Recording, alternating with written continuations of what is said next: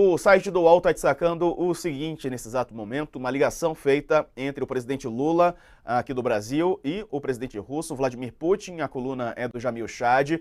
Lula falou com Putin e defendeu que a Rússia integre negociação sobre a Ucrânia, né? E defende que Rússia integre negociação sobre a Ucrânia. Foi o que defendeu o presidente Lula, segundo o Jamil Chad. Nessa segunda-feira, enquanto a cúpula dos chanceleres do BRICS começava na Rússia, o chefe do Kremlin telefonou para Lula, a conversa durou cerca de meia hora. A insistência de Lula é para a participação russa praticamente às vésperas de uma reunião organizada na Suíça e que no próximo fim de semana vai levar ao país mais de 90 governos de todo o mundo. O presidente Lula havia sido convidado, ele se recusou, alegou que não faria sentido o encontro com apenas o lado ucraniano. O Brasil nem sequer vai enviar o chanceler Mauro Vieira ou o assessor especial Celso Amorim.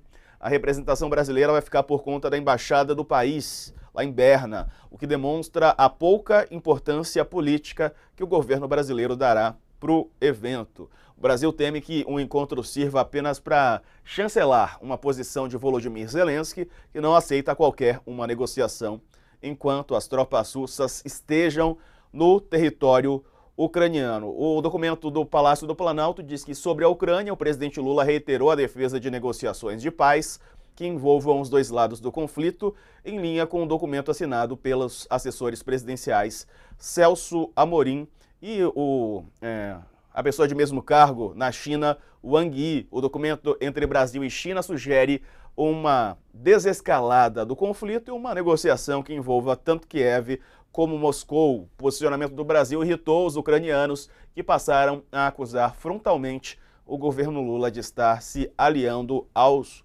russos. Ainda no ano passado, Putin também disse a brasileiros que não poderia aceitar a proposta de Kiev, já que ela representaria uma capitulação. Já Lula afirma que o presidente ucraniano, ele não existiria, afirmou para ele que não existiria a possibilidade de um acordo unilateral para acabar com essa guerra. Comigo hoje o Leonardo Sakamoto e a professora de Relações Internacionais, a cientista política Denilde Roussacker, com quem eu tenho o prazer de voltar a conversar. Professora, começo contigo então, nessa ligação do Putin para o Lula, essa conversa entre os dois. A senhora acredita que pode ser positiva no sentido de mudar a ideia do Vladimir Putin ou é difícil, professora? Boa tarde. Boa tarde, Diego. Boa tarde, Sakamoto. Um prazer estar aqui com vocês.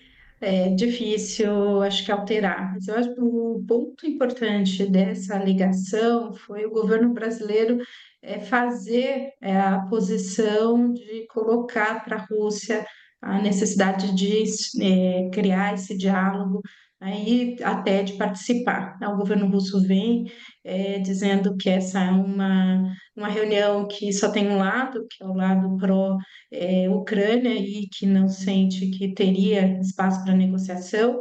Do outro lado,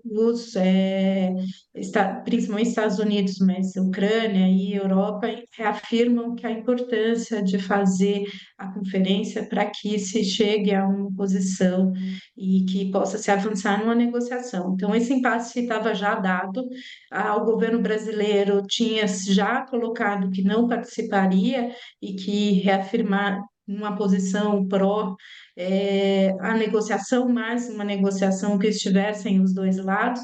Então, acho que esse é o ponto importante dessa ligação, é o Brasil fazer essa conversa diretamente com Putin, que era um pedido dos Estados Unidos para o Brasil ser capaz de intermediar mais a negociação já via e usar o seu prestígio e a sua ligação via BRICS, tanto com a China quanto com a Rússia. Então, acho que o governo brasileiro fez esse movimento, né? Mas com certeza aí ainda muito o que se negociar e o que para se avançar.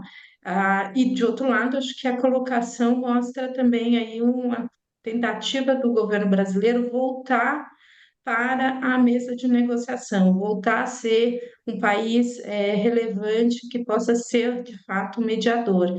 Então, também outra sinalização importante a partir dessa negociação.